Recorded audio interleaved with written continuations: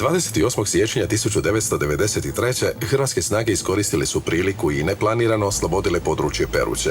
Zamisli golemu, nepomičnu silu, 500 milijuna kubičnih metara vode, 500 milijuna tona pritiska, koji mirno počiva iza nasipa od gline i kamena. To je Peručko jezero, smaragdno oko Dalmacije, izvor života, energije i ljepote. Ali u siječnju 1993. godine ta ljepota pretvorena je u najstrašnije oružje koje je ikada prijetilo Hrvatskoj. To više nije bilo jezero. Bila je to vodena bomba, tempirana da izbriše civilizaciju nizvodno od Sinja pa sve do Omiša. Ovo je priča o trenutku kada je ta bomba aktivirana. Ovo je priča o ljudima koji su trčali prema eksploziji dok su drugi bježali. O inženjerima koji su se borili protiv zakona fizike pod minobacačkom vatrom. O vojnicima koji su znali da ne brane samo komad teritorija, već živote 20.000 ljudi, svojih majki, djece i susjeda. Ovo je priča o bitci za Peruću. Da bismo razumjeli siječanj 1993. moramo se vratiti u jesen 1991. godine. Rat se tek rasplamsavao. Jugoslavenska narodna armija, tada već potpuno u službi velikosrpske agresije, pod zapovjedništvom Ratka Mladića, okupirala je Vrliku i okolicu. Mladić, general koji će kasnije postati sinonim za ratne zločine, vrlo je brzo shvatio što drži u rukama. Brana Peruća nije bila samo hidroelektrana. Ona je bila strateški adut, mač nad glavom Dalmacije. Još u rujnu 1991. tijekom pregovora s hrvatskom stranom, Mladić je izgovorio rečenicu koja je ledila krv u žilama. Gledajući u branu, rekao je: "Dignut ću sve u zrak. Imam 30 tona eksploziva, samo trebam pritisnuti dugme i sve će otići k vragu." To nije bila prazna prijetnja. Bila je to najava apokalipse. Srpske snage su minirale branu. Postavili su tone TNT, a u samu utrobu nasipa, u injekcijsku galeriju, na temeljne ispuste, na preljeve. Učinili su to stručno, uz pomoć vojnih inženjera, s jasnom namjerom. Ako oni ne mogu imati taj teritorij, nitko ga neće imati. Plan je bio jednostavan i monstruozan. Srušiti branu, osloboditi vodeni val visok 10 metara i pustiti ga da pomete sve pred sobom. Više od godinu dana stanovnici Cetinske krajine živjeli su s tom spoznajom. Svaki put kad bi zagrmilo, svaki put kad bi se čula detonacija s poligona, ljudi u Hrvacama, Otoku, Sinju i Trilju zastali bi i pogledali prema sjeveru. Je li krenulo, dolazi li voda. Bio je to psihološki teror nezamislivih razmjera. Spavali su s jednim okom otvorenim, spremni na bijegu brda, svjesni da bi u slučaju rušenja brane imali možda sat vremena, a oni bliže tek nekoliko minuta, prije nego što ih bujica proguta. Brana je ušla u takozvanu ružičastu zonu. Trebala je biti demilitarizirana, pod nadzorom plavih kaciga, ali mir je bio lažan. Srpske snage, iako formalno povučene s krune brane, bile su tu u blizini s prstom na okidaču.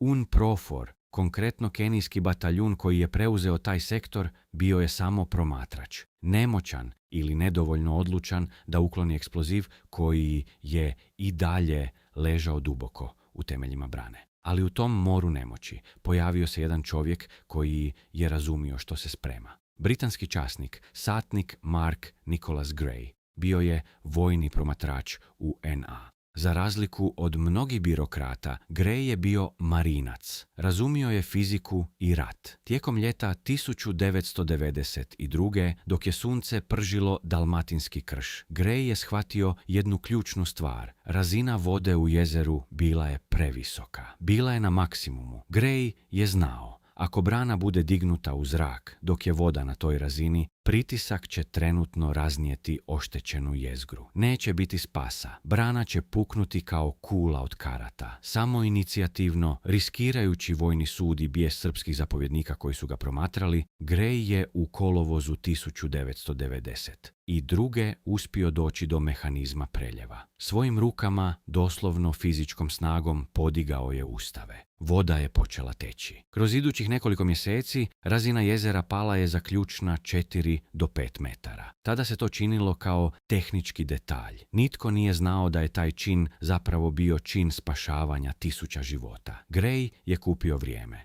Stvorio je zračni jastuk za katastrofu koja je neminovno dolazila, a onda je došao siječanj 1993. godine. Hrvatska vojska, ojačana, reorganizirana i motivirana, pokreće operaciju Maslenica na zadarskom području.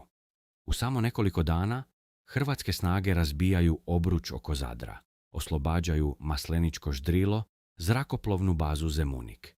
Bio je to šok za agresora. Mit o njihovoj nepobjedivosti srušen je u prašinu. U Kninu i Beogradu zavladala je panika, a panika rađa bijes. Tražila se odmazda. Tražio se potez koji će zaboljeti Hrvatsku tamo gdje je najosjetljivija. Naredba je stigla iz Beograda, preko glavnog štaba vojske Jugoslavije, do vođa pobunjenih Srba u Kninu, Milana Babića i Mile Novakovića. Aktivirajte plan Peruća.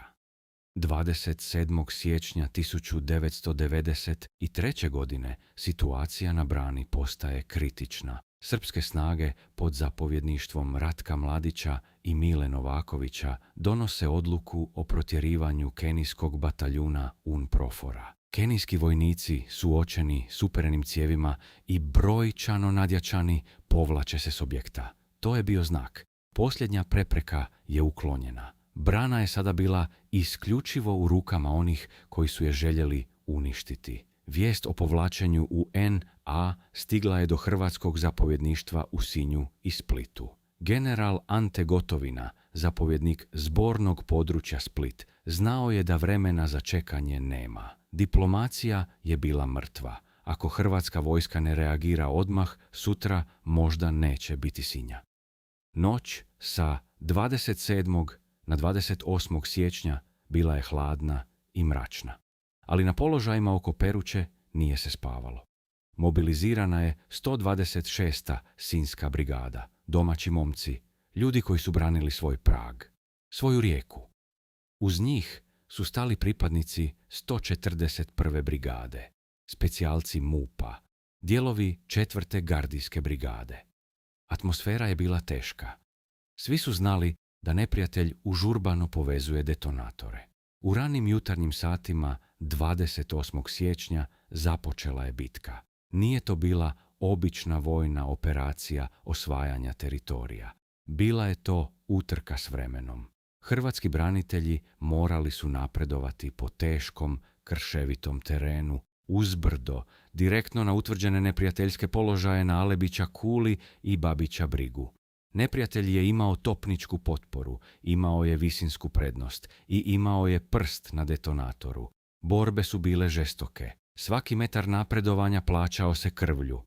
U tom kaosu, istinskom paklu bliske borbe, istaknuo se Ante Buljan, pripadnik 126. brigade. Hrabro vodeći svoje suborce, pao je pokošen neprijateljskom vatrom. Ante Buljan dao je svoj život u tim ključnim satima. Njegova žrtva postala je temelj obrane, simbol odlučnosti da se ne ustukne ni milimetra. Ranjena su još 3 njegovih suboraca, ali napad nije stao. Bijes i odlučnost hrvatskih vojnika bili su jači od straha. Srpske snage su shvatile da gube bitku. Linije su im pucale, hrvatski vojnici su se približavali samom platovu brane.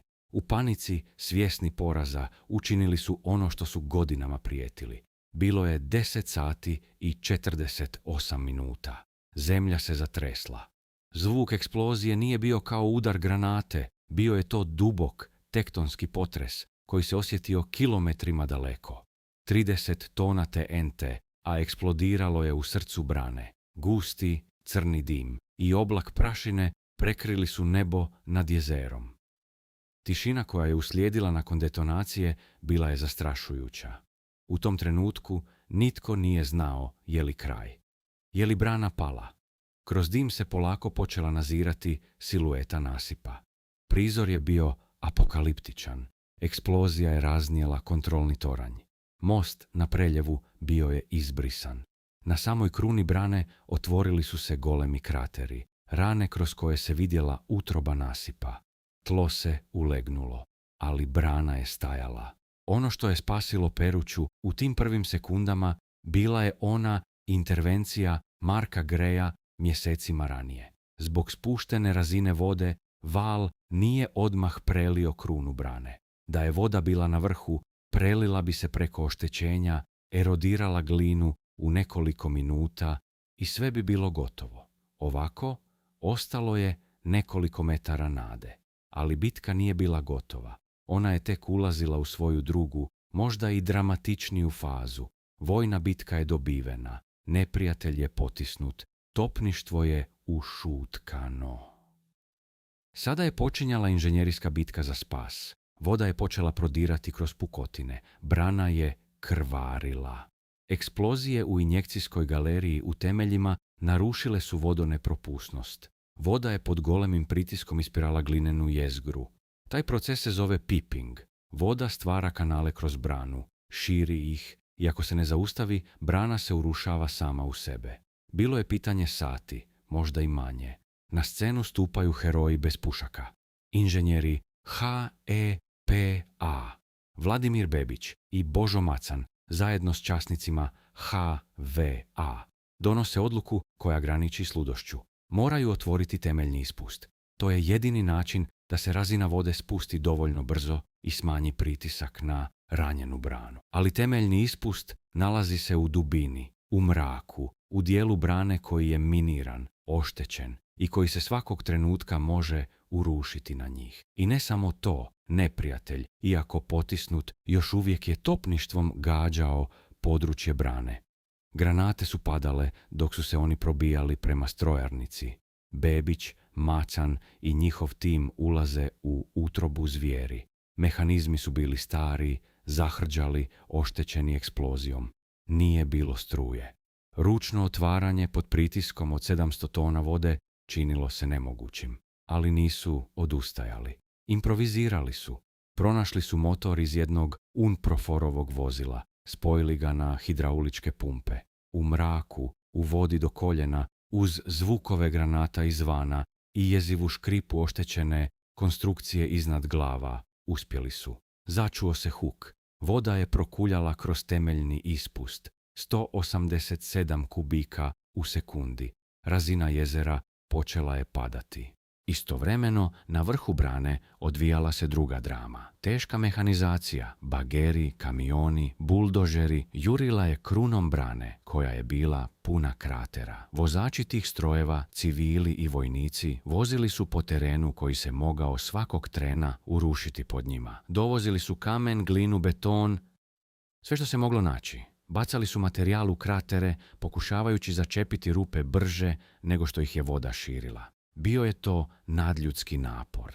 Deseci kamiona vozili su bez prestanka, stvarajući novi nasip unutar onog razorenog.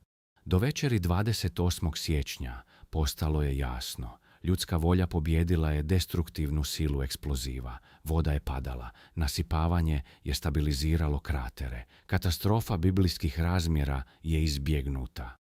U danima koji su slijedili, dok su se dojmovi sljegali, postalo je jasno što je zapravo spriječeno. Da je brana popustila, vodeni val bi pomeo sve mostove na Cetini. Potopio bi hidroelektranu za Kučac. Gradovi Omiš, Trilj i Sinj pretrpjeli bi strašna razaranja. 1000 ljudi bi izgubilo živote. Bila bi to najveća ekološka i humanitarna katastrofa u Europi u drugoj polovici 20. stoljeća. Bitka za Peruću nije bila samo jedna u nizu bitaka Domovinskog rata. Ona je bila jedinstvena. Pokazala je pravo lice agresora, spremnost da se žrtvuju deseci tisuća nedužnih civila, žena i djece, samo radi osvete za vojni poraz. Pokazala je da za njih ne postoje pravila ratovanja ni ljudskosti, ali pokazala je i nešto drugo. Pokazala je nevjerojatnu snagu hrvatskog čovjeka. Pokazala je hrabrost Ante Buljana, koji je dao život jurišajući na utvrđene položaje. Pokazala je stručnost i hladnokrvnost inženjera koji su ušli u miniranu branu. Pokazala je snagu zajedništva vojnika i civila koji su golim rukama i strojevima krpali rane na tijelu svoje zemlje. I ne smijemo zaboraviti ulogu jednog stranca, Marka Nikolasa Greja, čovjeka koji je u ključnom trenutku poslušao svoju savjest umjesto birokratskih procedura i time dao braniteljima onu ključnu prednost, vrijeme. Sanacija brane trajala je godinama. Dok je rat još trajao, dok je fronta bila svega nekoliko kilometara dalje, inženjeri su radili na obnovi. Do 1996. godine Peruća je ponovno zasjala u punom sjaju. Danas, kad prolazite pored tog mirnog jezera, kad vidite odsjaj sunca na vodi, teško je zamisliti pakao onog siječanjskog dana. Ožiljci na brani su zacijelili. Nova glina, novi beton prekrili su rane od eksploziva, ali sjećanje ne smije zacijeliti na način da izblijedi. Bitka za Peruću ostaje trajni spomenik. To je spomenik pobjedi graditelja nad rušiteljima, pobjedi života nad smrću. To je bio trenutak kada je branjen jug Hrvatske. I ne samo da je branjen, on je obranjen srcem, znanjem i neizmjernom hrabrošću onih koji su znali da povlačenje nije opcija, jer iza njih nije bila samo voda, iza njih je bila Hrvatska.